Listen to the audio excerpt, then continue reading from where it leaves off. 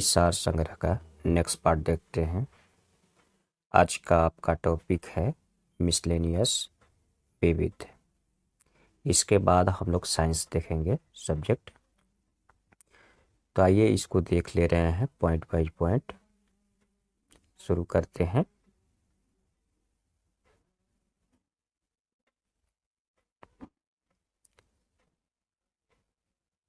Pugmark तकनीक का प्रयोग किस लिए किया जाता है? वन जंतुओं की जनसंख्या के आकलन के लिए। एजेंडा 21 का संबंध किससे है? सतत विकास से।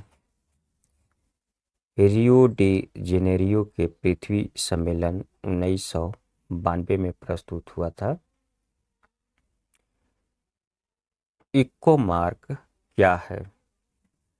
पर्यावरण अनुकूल उत्पादों को भारतीय मानक ब्यूरो द्वारा प्रदान किया प्रमाण चिन्ह है। ग्लोबल 500 पुरस्कार किस क्षेत्र में विशेष उपलब्धियों हेतु प्रदान किया जाता है? पर्यावरण संरक्षण के क्षेत्र में। नेक्स्ट पॉइंट देखते हैं।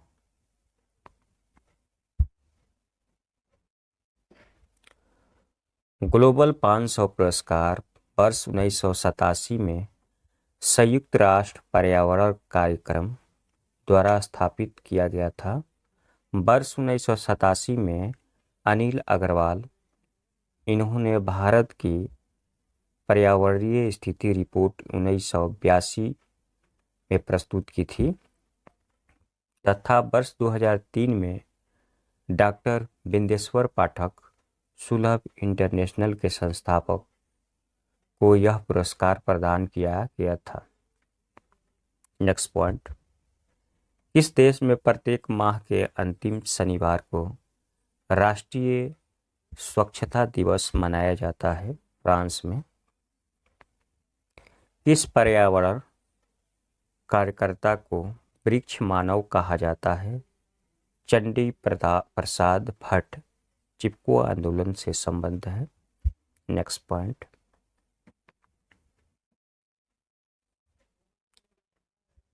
राजीव गांधी पर्यावरण पुरस्कार किस लिए प्रदान किया जाता है? स्वच्छ प्रौद्योगिकी एवं विकास के क्षेत्र में योगदान के लिए।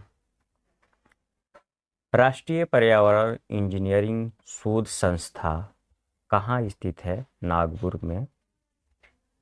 पेरियार गेम अभयारण्य केरल किस लिए प्रसिद्ध है? बाघों के लिए।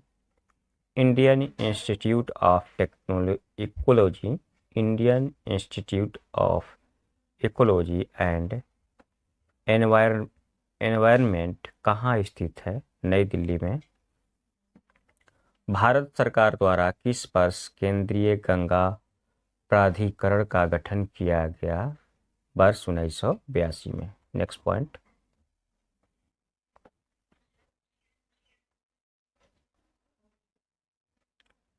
भारत की जलवायु परिवर्तन पर प्रथम राष्ट्रीय कार्य योजना कब प्रकाशित हुई? वर्ष 2008 में। भारतीय वन्य जीव संस्थान कहाँ स्थित है? देहरादून, उत्तराखंड में। नेक्स्ट पॉइंट देखते हैं।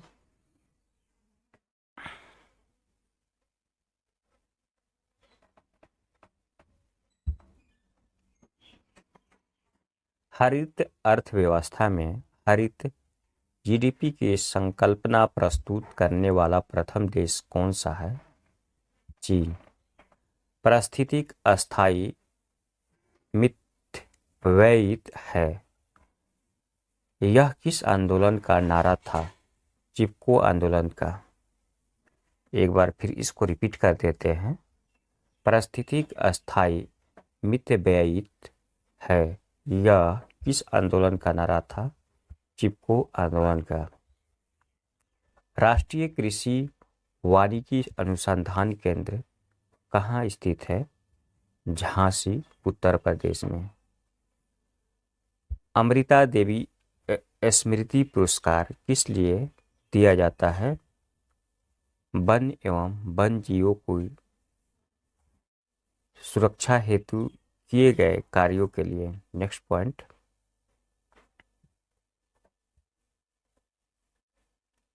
कौन सा जंतु विश्व वन जीव कोष का शुभंकर क्या है? एक बार और इसको रिपीट कर देते हैं। कौन सा जंतु विश्व वन जीव कोष का शुभंकर क्या है? पांडा।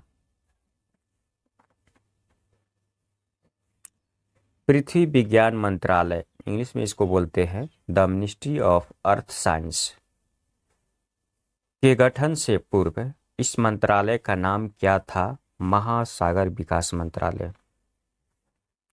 यमुना एक्शन प्लान औपचारिक रूप से कब प्रारंभ किया गया था? वर्ष 1993 में। सासाकावा पुरस्कार किस क्षेत्र में प्रदान किया जाता है? पर्यावरण संरक्षण एवं प्रबंधन के क्षेत्र में। नेक्स्ट पॉइंट देखते हैं,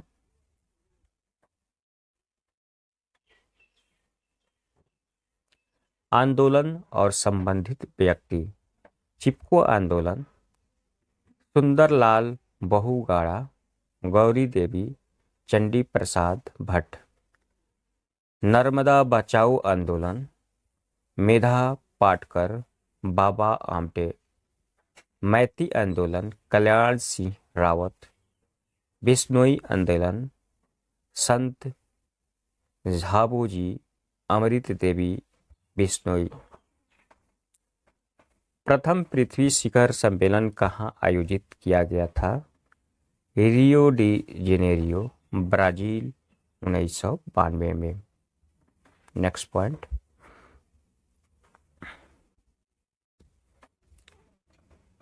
अंतर्राष्ट्रीय सौर गठबंधन का प्रथम शिखर सम्मेलन किस शहर में आयोजित किया गया था?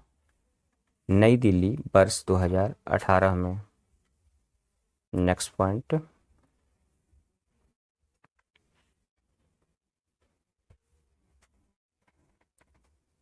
कृषि वैज्ञानिक एम.एस. स्वामीनाथन को यूएनईपी द्वारा फादर ऑफ इकोनॉमिक इकोलॉजी की उपाधि दी गई है। नेक्स्ट पॉइंट,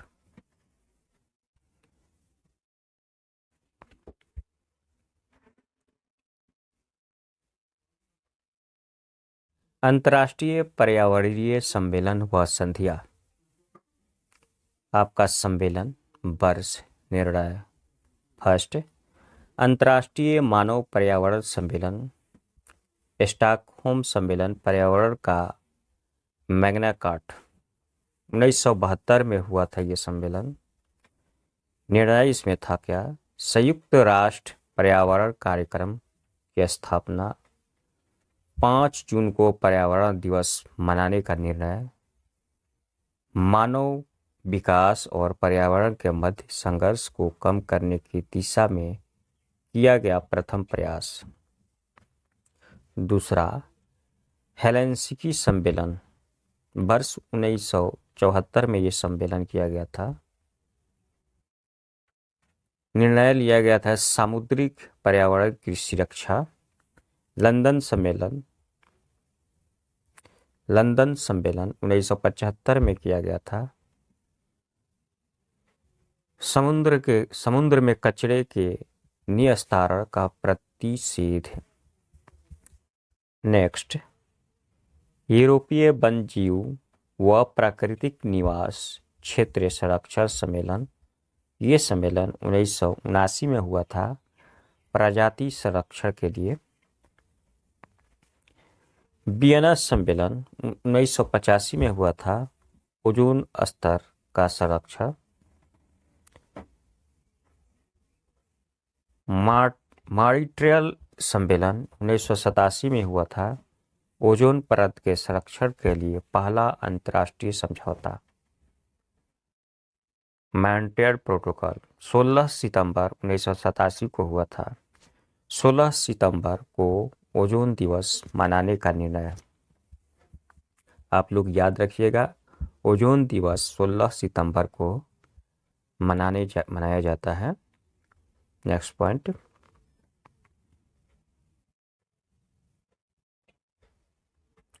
रियो सम्मेलन, पृथ्वी सम्मेलन, ये सम्मेलन 1992 को हुआ था। इसका मेन एजेंडा था पर्यावरण विकास के लिए अंतर्राष्ट्रीय सहयोग। एजेंडा 21 स्वीकृत किया गया जलवायु परिवर्तन पर संयुक्त राष्ट्र फ्रेमवर्क कन्वेंशन की स्थापना। नेक्स्ट पॉइंट, नैरोबी घोषणा पत्र, ये आपका सम्मेलन 1997 में हुआ था। अंतर्राष्ट्रीय संधियों का प्रभावी क्रियान्वयन काम करने के लिए।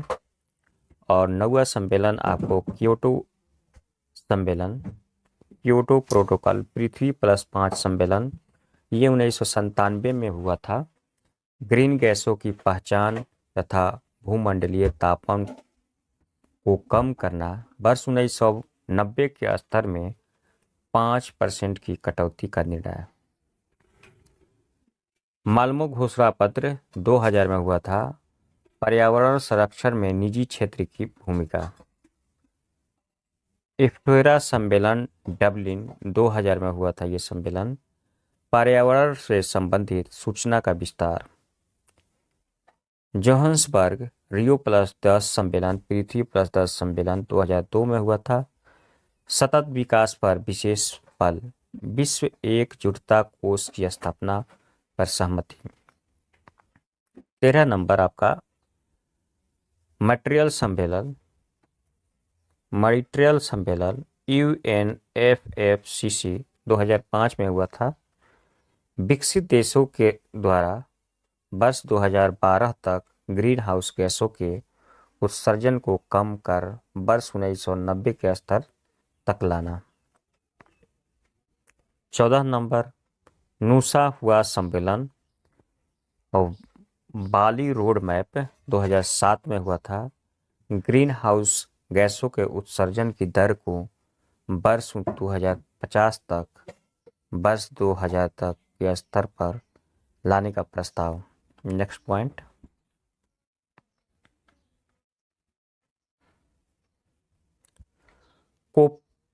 कोपेनहेगन सम्मेलन पोस्ट क्योटो प्रोटोकॉल 2009 में हुआ था। विकसित और औद्योगिक राष्ट्रों द्वारा वर्ष 2020 तक ग्रीन हाउस गैसों के उत्सर्जन में भारी कटौती का प्रावधान, कम कार्बन अर्थव्यवस्था की परिकल्पना। 16 नंबर कानकुन सम्मेलन, ये सम्मेलन 2010 में हुआ था। हरित जलवायु कोष स्थापित करने का निर्णय। 17 नंबर डरबन सम्मेलन COP17 2011 में ये सम्मेलन हुआ था। इसका निर्णय लिया गया था डरबन प्लेटफॉर्म के अंतर्गत ग्रीन क्लाइमेट फंड की संकल्पना। दोहा सम्मेलन COP18 2012 में हुआ था। क्लीन डेवलपमेंट मैकेनिज्म CDM के अंतर्गत प्रदूषण कम करने का प्रयास। 19 नंबर रियो 20 सम्मेलन पृथ्वी 20 सम्मेलन 2012 में हुआ था। पृथ्वी सम्मेलन के 2 दशक पूरे होने के उपलक्ष्य में संयुक्त राष्ट्र का सतत विकास सम्मेलन, जिसमें द फ्यूचर वी वांट मसौदा प्रस्तुत किया गया, हरित व्यवस्था पर बल देना। 20 नंबर आपका है वर्षा सम्मेलन COP19 2013 में हुआ था। ग्रीन क्लाइमेट फंड बनाने पर सहमति।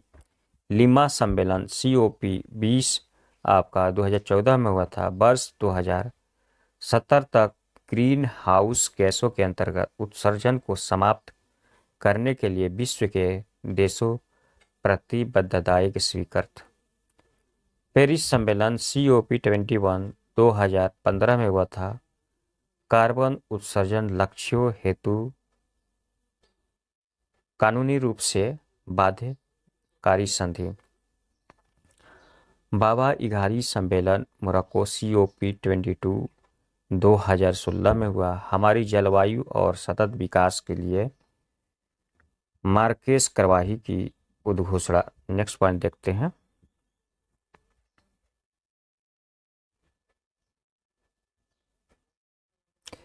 तेईस नंबर आपका वान सम्मेलन जर्मनी COP23 2017 में हुआ।